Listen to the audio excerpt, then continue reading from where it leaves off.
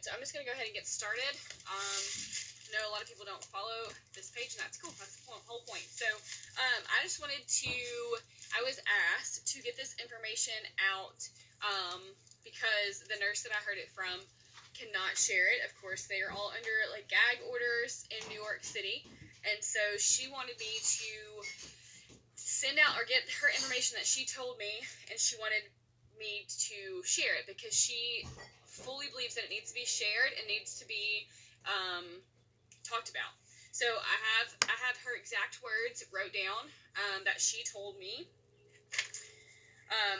So first off, so there was a video that was traveling on Facebook. It's probably still traveling around YouTube. It's all over the place that I watched yesterday from a nurse practitioner that I know who shared her information from a friend that is on the front lines in the COVID clinics. And she was saying a few things about what's going on. So I will share a little bit about what she said so you can kind of get a little background on it. So in New York City, COVID isn't killing. It's just not.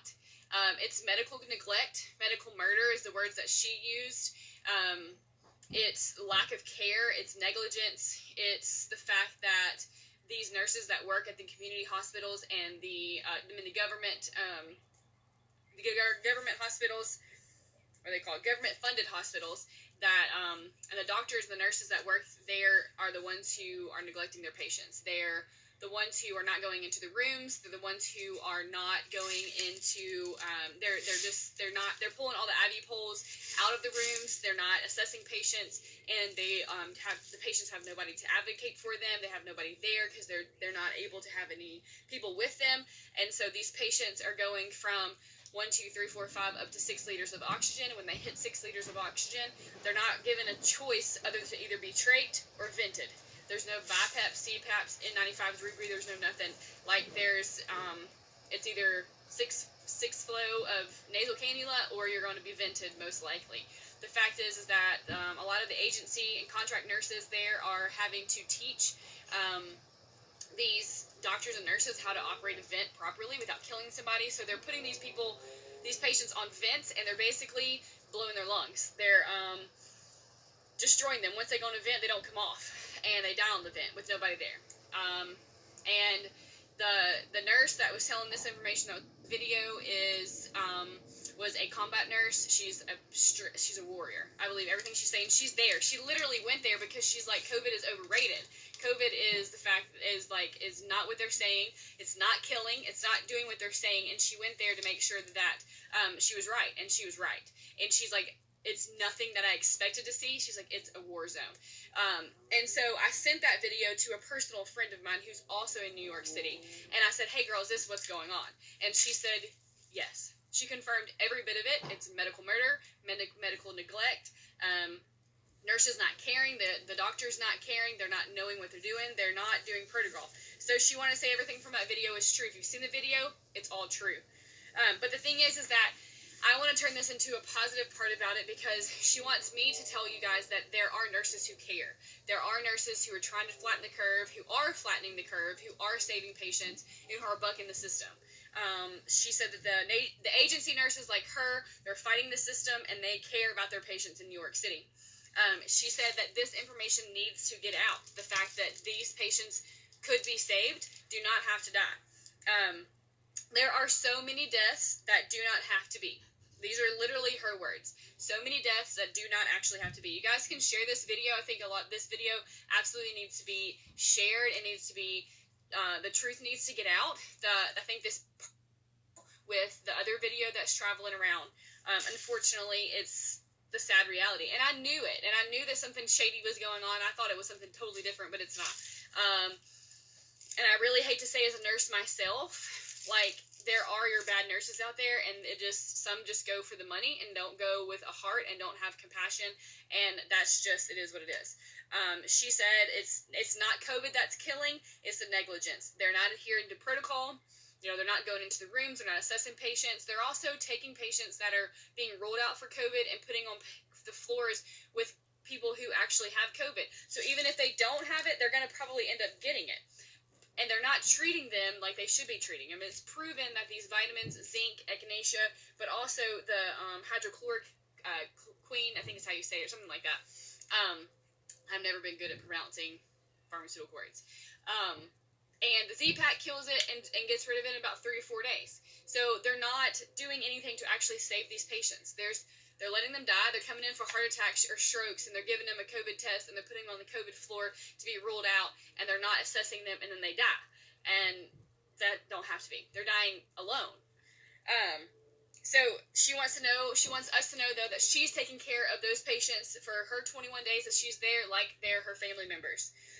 Nurses from all over are actually advocating, and they are educating the New York City doctors on ventilators and drips. So these doctors have no idea what the heck they're doing. And some doctors are good. But she literally was in fear of COVID before she went, but she knew that she was being called there to go and to make a difference. I mean, that's what a lot of nurses and most nurses like us or like me sign up to do, is to go and to make a difference. And she went to make a difference, and she realized that she was fear-mongering something that's not worth being fearful over. That she is, she literally told me COVID is overrated. Those are her words. She goes, don't get me wrong, patients do get critical fast, but with proper intervention, is done in a timely manner, then more lives could be saved. So a lot of agency nurses are correcting the stuff. They're actually going in. They're not cowards. They're flattening the curve. And she wanted to let me know, like, she goes into everybody's room. The worst part is that the people who are doing the medical murder, the medical neglect, they're the ones who are causing these patients to die. They're the ones who don't care. They're the ones who are just flat out not doing what they're supposed to be doing. She goes, the thing is though, like I've said, the virus is deadly, but people can live and survive without proper treatment. So I wanted you guys to know all of this information. I wanted you guys to know, because I know a lot of people fear it, but it's a virus. It's a virus that people have actually already had. So many families that I know actually had it. I swear up and down I had it in January. I had all the symptoms. I was probably the sickest I've ever been, and I treated myself with garlic and echinacea and vitamins and herbs and just rest. I had a horrible cough that I never had before. So just know that it's not what the media is telling you. They are also paying these government-funded hospitals. They get paid, it was either $13,000 or $19,000 per patient that is coded as COVID-19. So a billing, if they're billed or coded in the billing department as COVID-19, they get about either $13,000 or $19,000 extra funds from the government. It's proven. I can put the documents here on this page if you want. And they also, if those COVID patients get on a vent, that hospital now gets $39,000. It's out there in the public to see. And we're all being made to fear a virus that is just like any other virus, like the common cold or whatever. Yes, it's worse for some people. Yes, if you have lung diseases, it's probably going to suck for you. But the thing is that we should not be walking around in fear. We should not be walking around in masks and in gloves and all those things, thinking that we're going to end up like New York City. It's just not. New York City has an evil governor who had really evil government-run, funded hospitals who are taking advantage of the system. And that just is what it is. There are nurses out there, and there are doctors that do need to be called heroes. They are the ones who are saving. They are the ones who are doing what they're supposed to be doing. But there are nurses out there who are literally killing people because they're refusing to go into these people's rooms. They're refusing to do their assessments. They're refusing to take care of anybody that they are taking care of. I went to the hospital Friday with pneumonia in both lungs. They immediately put me on the fluid cup. What? Gosh. Yeah, it is, and it's all about the COVID, which is really crazy. That's all we hear about. We don't hear about stroke patients, heart attacks, people going in for broken bones. Like, it's all COVID, COVID, COVID, COVID, COVID. Like, what happened? Did the flu disappear? Did, all the propaganda, all the stuff that's been going on for the last few months, did it just disappear? I mean, it literally has everybody up in arms over a virus that has been around for, a few months now, and it's not that harmful. We're doing more harm to the economy. We're doing, we're doing more hurt to small businesses, to the states, than a freaking a virus is. The monitors look at you and assess you without coming in the room. So that's horrible. Goldie, that's happening in Mississippi. That's horrible. They do. They get money for each patient coded as a COVID-19 or COVID diagnosis. Yeah, right. Where the measles outbreak go. That's right. It's ridiculous. So, I mean, they are. They're getting paid more to code them. And it's all money-hungry business, and people are dying without their people, without their family and their loved ones to advocate them. When they're being scared to be put onto a vent, and then the vent is blowing their lungs, and they're dying alone in a hospital. And then they don't even get to have a funeral. You know what I mean? Like, all of this stuff is going on. People are dying. Medical neglect is happening. Doctors and nurses are, basically murdering these patients. And the family can't even have a proper funeral. They have refrigerated trucks in New York City. Literally, refrigerated trucks in New York City that are being brought in to house bodies. Like, it just is, it's all a big scheme. Definitely avoid government-funded hospitals. Absolutely. I learned that off of a TV show. When this TV show that's on, I can't remember, it's on NBC, they're a government-funded hospital, and you can tell from then, like, don't go to a government-funded hospital.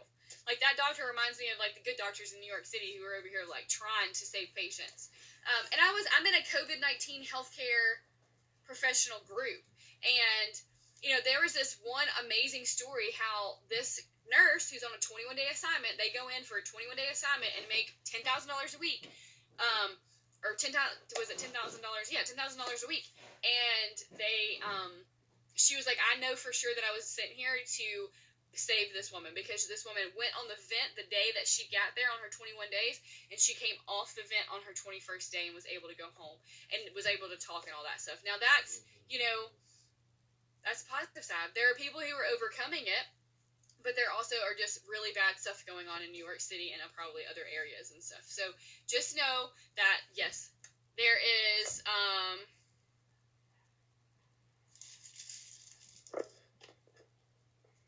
no, I agree. It's very serious, Bobby. I really agree. I'm not downplaying the fact that it's serious, because I do know that I really do fully believe that I had it in January.